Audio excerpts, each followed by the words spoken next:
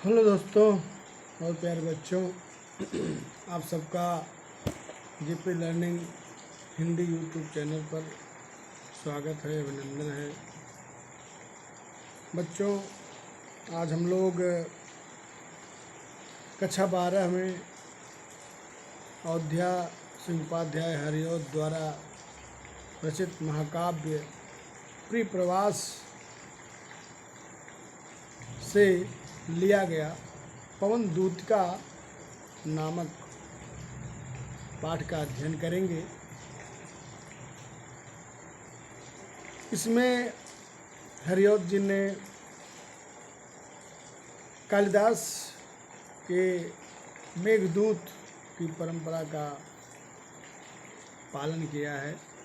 जिस प्रकार कालिदास ने मेघदूत खंड काव्य में यक्ष के द्वारा अपने यक्षिणी को मेघ के माध्यम से संदेश भेजा है, उसी प्रकार हरिऔध जी ने श्री कृष्ण को राधा के द्वारा पवन के माध्यम से संदेश भेजा गया है। इस काव्य में कवि द्वारा चित्रित राधा के विरह कातरा रूप से कहीं बढ़कर पर दुख कातरा स्वरूप दिखाई पड़ता है। राधा लोक सेविका है। राधा की उदात्त भावना उनके चरित्र को नवीनता प्रदान करती है। चलिए आगे देखते हैं। बैठी खिन्ना एक दिवस थी गेह में अकेली, आके आंसू दृग युगल में थे धरा को भिगोते। आई धीरे इस सदन में पुष्प सदगंध कोले, प्रातः वाली सुपवन इस काल वातायनों से। इसमें हरिऔध जी ने बताया कि एक दिन राधा खिन्ना दुखी होकर अपने घर में अकेली बैठी थी और उसके दोनों नेत्रों से, दृग माने नेत्र, उसके दोनों नेत्रों से आंसू निकल करके धरा को भिगो रहे थे, अर्थात राधा बहुत रो रही थी। आई धीरे इस सदन में पुष्प सदगंध कोले, प्रातः वाली सुपवन इसी काल वाता। और इसी समय प्रातः काल वाली शीतल फूलों की सुगंधों से युक्त पवन धीरे से इसी घर में प्रवेश करती है जिस घर में राधा बैठी है। आगे देखिए। संतापों को विपुल बढ़ता देख के दुखिता हो, धीरे बोली सदुख से श्रीमती राधिकायों। प्यारी प्रातः पवन इतना क्यों मुझे है सताते, क्या तू भी है कलुषित हुई काल की क्रूरता से। अब राधा पवन को देखती है तो पवन से कहती है, ऐ प्यारी पवन, कहती है, ऐ सदुख, धीरे से बोली, संतापों को विपुल बढ़ता देख, अपने संताप को, अपनी चिंता को, अपने दुख को और बढ़ता हुआ देख करके राधा दुखी हो जाती है और फिर धीरे से दुख सहित पवन से बोलती है कि ऐ प्यारी पवन, तू मुझे इतना क्यों सता रही है। ऐ प्यारी पवन, तू मुझे इतना क्यों सता रही है। क्या तू भी काल के समान मेरे प्रति क्रूर हो गई है। जिस प्रकार काल मुझसे क्रूर हो गया है, मेरे प्रति दुराग्रह रख रहा है, दुर्भावना रख रहा है, क्या तुम भी मुझसे दुर्भावना रख रही हो। आगे देखिए। मेरे प्यारे नव जलद से कंज से नेत्र वाले, जाके आए न मधुबन से उन भेजा संदेशा। मैं रो रो के प्रिय विरह से बावली हो रही हूँ। जाके मेरी सब दुख कथा श्याम को तू सुना दे। आगे राधा कहती है कि जो मेरे प्यारे हैं वो घनश्याम के समान सुंदर नेत्र वाले हैं, और वे हमारे जो घनश्याम हैं वे मधुबन से गए, मथुरा यहाँ मधुबन से वृंदावन से तो चले गए, लेकिन आए नहीं और न भेजा संदेशा, और संदेशा भी नहीं भेजा। मैं रो रो के प्रिय विरह से बावली हो रही हूँ, और मैं अपने प्रीतम श्री कृष्ण के विरह में रो रो करके पागल होती जा रही हूँ।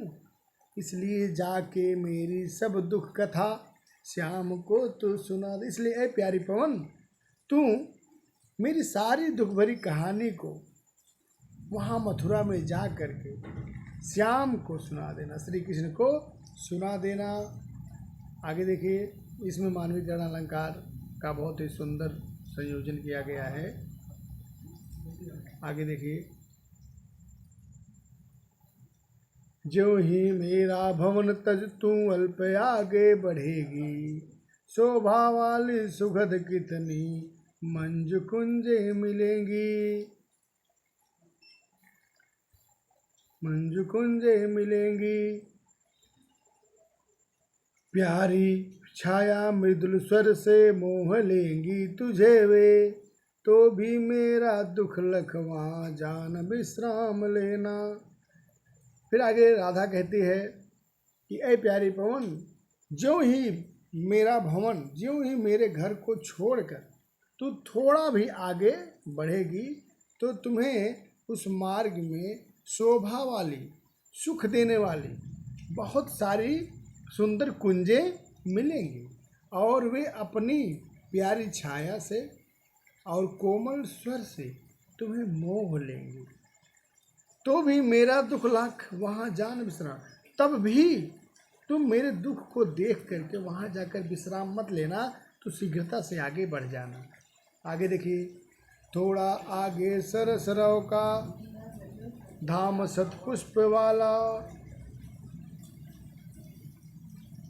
अच्छे अच्छे बहुद्रुम लतावान सौंदर्यशाली, प्यारा वृंदा विपिन मन को मुग्धकारी मिलेगा, आना जाना इस विपिन से मोह्यमाना न होना।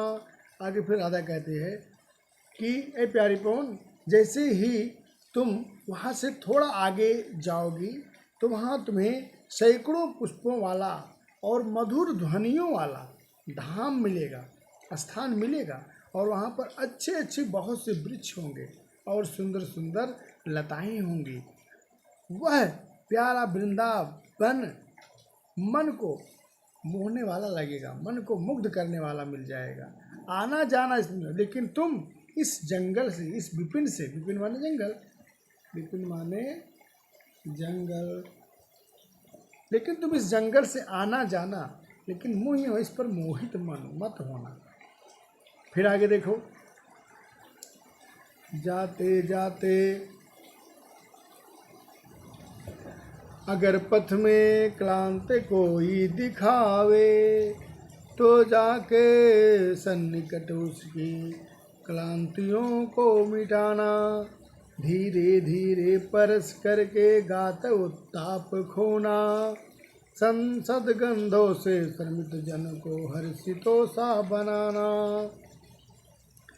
आगे राधा कहती है कि जब तुम मार्ग में आगे जाओगी, तुम्हें जाते जाते यदि कोई तुम्हारे रास्ते में थका हुआ दिखाई पड़े तो उसके पास जा करके सन्निकट, उसके पास सन्निकट, उसके पास जा करके उसकी क्लांतियों को मिटा देना, उसके थकान को, उसके दुख को मिटा देना।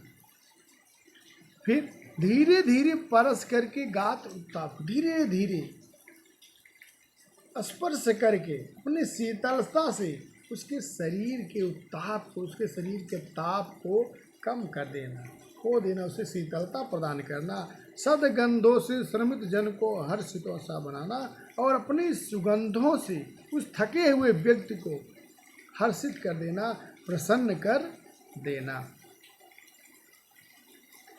आगे देखिए, लज्जाशीला पथिक महिला जो कहीं दृष्टि आवे,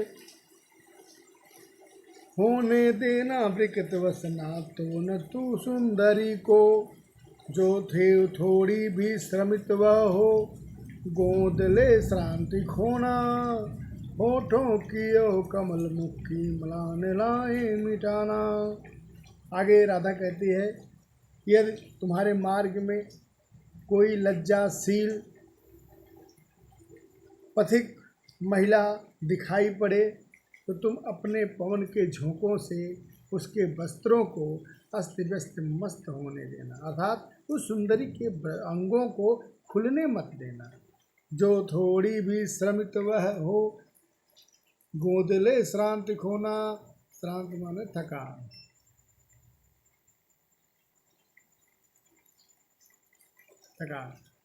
यदि वह थोड़ी भी श्रमित हो, थकी हुई हो, तो तुम उसे अपने गोद में लेकर के उसकी थकान को मिटा देना। होठों की ओ कमल मुख की मलान लाए मिटाना, उसके होंठ सूखे हुए होठों की और उसके कमल के समान मुख की जो मलानताएँ हैं, जो म्लानियाँ हैं, उन म्लानियों को मिटा देना था, तो फिर से प्रसन्न कर देना। कोई क्लांता कृषक ललना खेत में जो दिखावे, धीरे धीरे पर उसकी क्लांतियों को मिटाना। जाता कोई जलद यदि हो व्योम में तो उसे ला, छाया द्वारा सुखित करना तप्त भूतांगना को। आगे देखिए, फिर राधा कहती है, यदि मार्ग में खेतों में काम करती हुई कोई किसान की पुत्री क्लांता थकी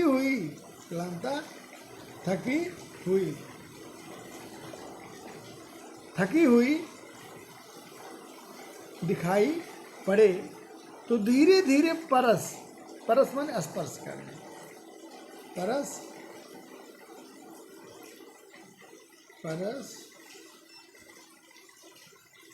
स्पर्श, धीरे धीरे स्पर्श करके उसकी क्लांतियों को, उसकी थकान को मिटा देना। जाता कोई जलद यदि हो व्योम में तो उसे ला, व्योम आकाश,